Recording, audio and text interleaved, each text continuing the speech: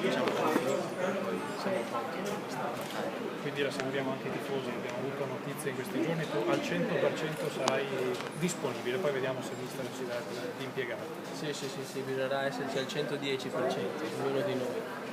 Allora, arriva il Crotone, una squadra quinta in classifica, forse una tra le maggiori sorprese di questo campionato. Intanto come si affronta, come l'avete preparata, come l'avete studiata? Ma penso che non possiamo noi affrontare le partite in maniera diversa, qualsiasi sia l'avversario, purtroppo la classifica ci fa affrontare le partite in un'unica maniera, con determinazione, con cattiveria, come magari poi c'è stata la partita di Spezia o un secondo tempo di Bari, in cui dobbiamo riuscire a dare continuità a queste prestazioni, perché se le facciamo vuol dire che in parte ne abbiamo il nostro DNA, dobbiamo essere bravi ad avere anche quella continuità che ci è sempre mancata.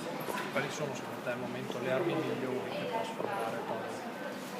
Ma sinceramente penso che sia proprio il lavoro di squadra la cosa più importante, anche perché abbiamo visto l'anno scorso quando abbiamo giocato da squadra l'uno per l'altro, le cose sono andate bene, comunque si è visto qualcosa di positivo. Sicuramente non siamo dei fenomeni e quindi penso che il lavoro di squadra, il lavoro di gruppo sia la cosa migliore che possiamo fare. Questa settimana com'è andata? Per la prima volta dall'inizio del campionato siete tornati da una trasferta senza la sconfitta. Questo ha cambiato il vostro umore rispetto agli ultimi mesi? Sì, in parte sì, dai. Diciamo che purtroppo per come si era messa la partita è stato un grandissimo punto, perché essere sotto 2-0 riuscire a recuperare è stato sicuramente un buon risultato. Non dobbiamo assolutamente accontentarci, anzi, secondo me la squadra era sicura comunque di ribaltare il risultato e se in attesa che facciamo gol l'avevamo anche fatto. Però dobbiamo, come ripeto, come detto prima, continuare con questa mentalità perché gli avversari sono tutti difficili, il campionato è strano, lungo, la classifica è molto corta, quindi ogni risultato positivo può veramente cambiare magari le sorti di un'annata.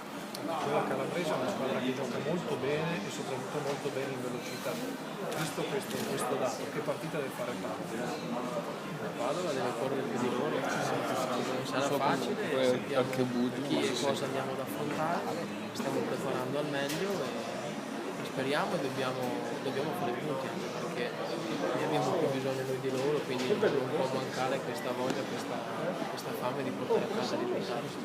Ci sarà Pasquato, non ci sarà invece Rocchi, abbiamo saputo oggi che ha avuto proprio un infortunio anche abbastanza strano al piede, insomma il suo esordio in Italia. Sì, dai.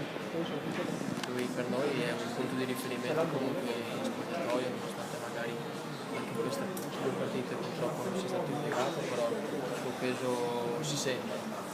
Speriamo che guarisca il prima possibile, che arrivi presto il suo esordio, ci teniamo tutti e penso ci tenga più lui di tutti noi. L'ultima cosa, questa iniziativa, intanto cosa ne pensi? Tre padovani nel cuore di Padova a portare questi colori tra la gente e tra i tifosi. Questo fa sicuramente piacere, per me è un onore, niente, è un'iniziativa bellissima. La cosa negativa è che porta a spendere soldi, in un momento come questo che ce ne sono pochi, sarebbe meglio non farlo, però dai, a parte tutto ringrazio per questo invito, mi fa piacere rappresentare la società e maggiormente le persone di Padova.